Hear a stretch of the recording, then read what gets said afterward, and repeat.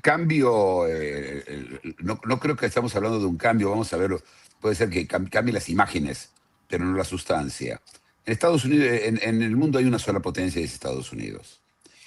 Hay algunas pequeñas potencias que están del otro lado, a veces no, a veces sí, Rusia, China, y hay países vasallos, que es toda la Unión Europea, prácticamente todo el sudeste asiático, Japón, Corea del Sur, Filipinas, podemos decir, la lista es larga, e incluso los Emiratos, los países árabes, Israel, todos ellos son países vasallos de Estados Unidos. Esta es la primera realidad con la que tenemos que contender. Si no, estamos hablando de sueños y de ideologías y no de hechos. En este sentido, las dos mini potencias que se le oponen están muy debilitadas, Rusia y China, cada uno por otros motivos, con lo cual la distancia entre Estados Unidos y ellos se agiganta. La inteligencia artificial, yo te diría, es el último clavo en el ataúd del sueño de un mundo multipolar. El mundo no va a ser multipolar, nunca fue multipolar. Parecía que en la época de la Guerra Fría lo era. Yo sigo creyendo que no, pero por lo menos parecía hoy ni eso. Así Es que curioso, este es el mundo en el que vivimos.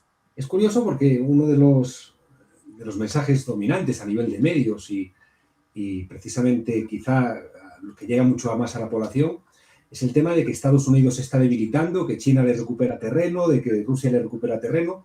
¿Cómo contrasta esto con lo que tú nos estás diciendo? ¿Por qué crees que es así? Bueno, hay un aparato de propaganda chino que funciona permanentemente, del cual podemos hablar largo y tendido, en el cual inventan prácticamente todo. Inventan que tienen inteligencia artificial de punta, inventan que tienen el hardware necesario para la inteligencia artificial, cosa que están muy lejos, muy, muy lejos. Inventan que ellos tienen un ejército muy poderoso, inventan, cuentan. Y esto es lo único que escuchamos. No hay prácticamente ninguna prueba. Todo el intento, yo te diría, el experimento chino fracasó. Teníamos nuestras dudas hasta un par de años, pero fracasó. Fracasó por lo menos en convertirse en una potencia para poder pararse frente a Estados Unidos. Rusia Rusia está resistiendo contra Ucrania. Esto creo que nos está claro para todos. Así que estos dos países están muy lejos. Lo que la gente dice, bueno, además es muy útil tener un enemigo grande, ¿sí? Porque eso te permite exigirle a los tuyos que te apoyen, que paguen impuestos, que hagan su deber, porque viene China y nos va a comer a todos, o viene Rusia y nos va a invadir a todos. El único amenaza que hay Rusia es en parte una amenaza parcial y probablemente importante sobre Europa.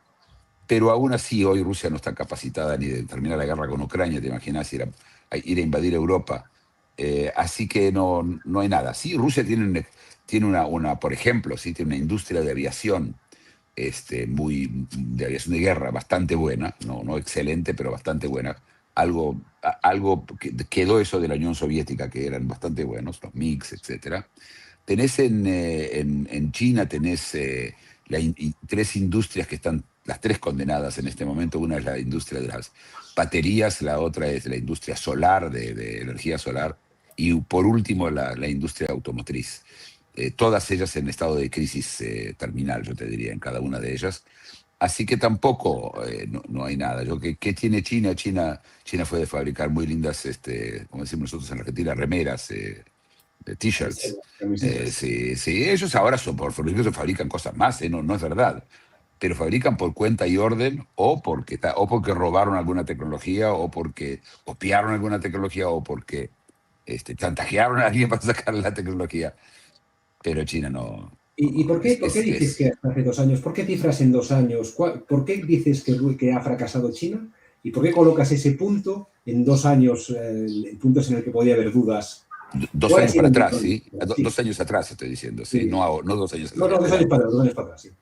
Porque hace 2 años empezó el tema de la inteligencia artificial, demostró cuán lejos estaba China de poder llegar a esto. El momento que se les bloqueó el hardware a ellos, se quedaron, no les quedó más remedio que utilizar hardware robado o copiado o secuestrado, y con eso hicieron un sistema de inteligencia, un LLM bastante, yo te diría, mediocre, que es DeepSeek. Ahora un poco lo mejoraron, pero es en el mundo del software, ellos están muy lejos. Te diría que también China hace 2 años que empezó la crisis inmobiliaria gravísima que tienen. Tienen cientos de 100 millones de departamentos vacíos, tienen ciudades enteras vacías. Tienen los autos de ellos, hay fotos satelitales de decenas y centenas de miles de autos varados en medio del desierto. ¿Sí? No tienen, los producen, no se los tienen a quien vender. La lista es larga. Hace 2 años empezamos a ver las cosas porque, como te repito, ¿viste? Cuando se van, no solo Estados Unidos sube, sino que además China baja. El diferencial se aceleró y ahí se vio con más claridad. Y la industria de las baterías y la fotovoltaica dices que están acabadas también, ¿sí? Sí, el tema de fotovoltaico está acabado porque primero al nivel que lo hace China no es revolucionario, y además porque en el mundo hay otras prioridades, se dejó de hablar del tema de la energía solar. En Europa todavía uno escucha emocionados a los gobiernos hablando de esas cosas, que ya todo el tema del cambio climático fue declarado no importante y no real por el gobierno americano, que es el único que decide estas cosas. Así que la tendencia es ahí, van subiendo nuevos y nuevos gobiernos en América Latina, por ejemplo, que rechazan el concepto del cambio climático, en Chile, en Argentina, en Perú, en Ecuador, eventualmente en Colombia. La ultraderecha no ve en el cambio climático una amenaza real, y yo debo decir de que no me suena tan loco, ¿sí? También es un tema que para mí no fundamentado, no con fundamento, se convirtió en una religión. Y eso China apostó a eso y se quedó con. Y además, como la Europa tiene miedo de que, otra vez, ¿sí? ¿no? De la industria china que abarata todo y que subsidia todo. Las cosas no son baratas en China, son subsidiadas por el gobierno. ¿Sí? No es no es que son maravillosos creando valor. Son maravillosos creando valor al estilo comunista, ¿sí? Es decir, subsidiando las cosas. Y entonces se pusieron y se están poniendo tarifas e impuestos y hay una guerra tecnológica. Y en cuanto a las baterías, una vez más, el tema del auto eléctrico está perdiendo otra vez lugar en el mundo. No está terminado el proyecto del auto eléctrico, todavía queda ahí. Y los autos chinos eléctricos vienen con muchas preguntas, entre otras temas que tienen que ver con espionaje. Todos los autos se reportan, o muchos de los autos se reportan a China cada tanto.